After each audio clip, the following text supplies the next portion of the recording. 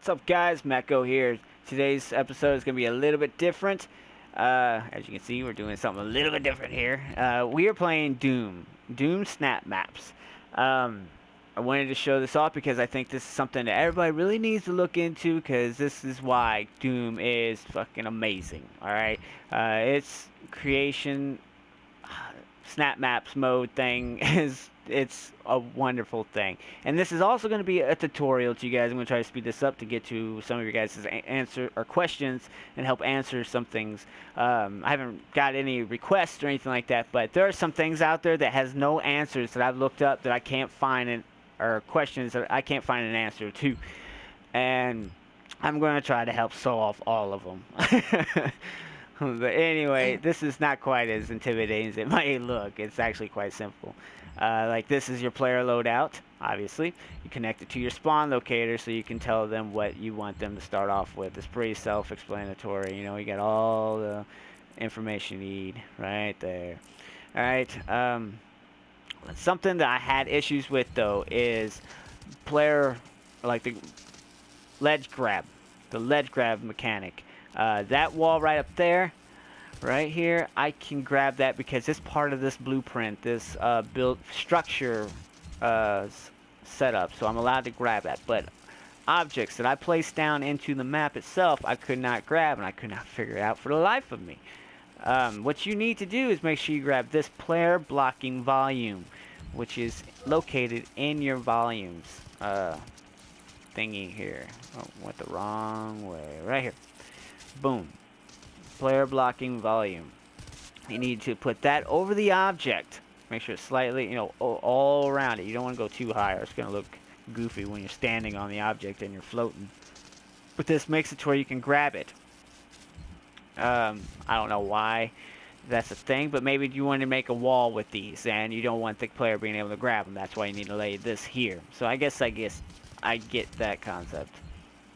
Another thing, yes, it is true, some of you may have heard, you can only have 12 enemies spawned at a time within your map. All of this, you can only have 12 enemies that are spawned alive at that moment, at a time. If you have more that you would like, let's say if you put some of these modeled enemies, these are the ones that are alive as soon as you basically, before the map even starts, basically. They're already there. You can set them up so they're not, but why do that if you can use these, the individual single demon encounter? Because if you have the ones that are already active, let's say further into your map, you haven't got there yet, these guys will not spawn if you have already 12 of them spawned throughout your map. These first guys will not spawn until at least one dies, then the next one in the lineup will spawn. Let's say it's this guy over here that's going to spawn first, this guy.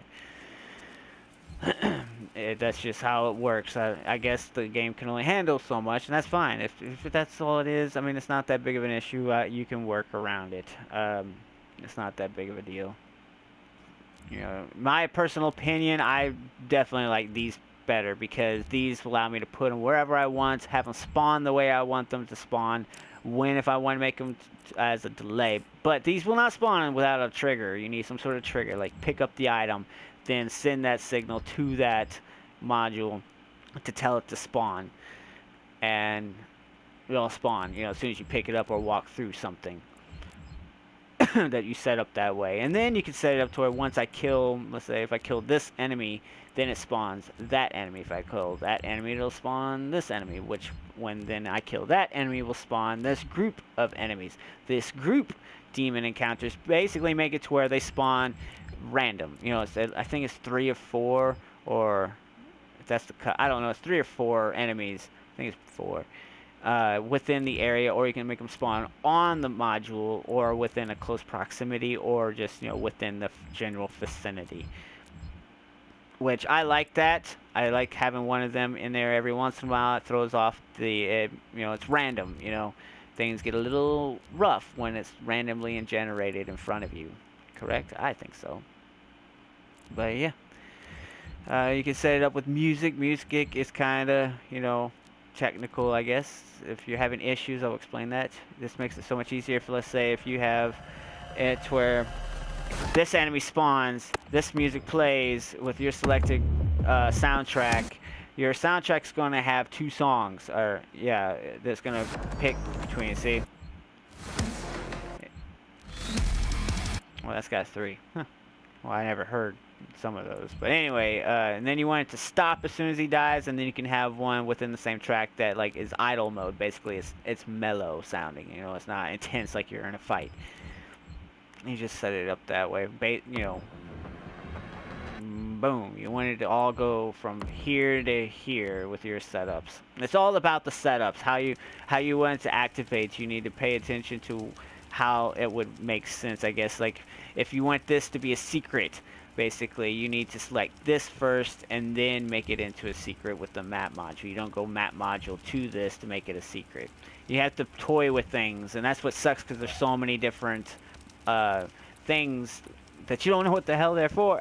Speaking of which, if you guys have any questions of things that I'm not covering right now, you know, ask them in the comments below, and I'll get to them as soon as I can. I read that stuff like Facebook, so you know I really appreciate the support.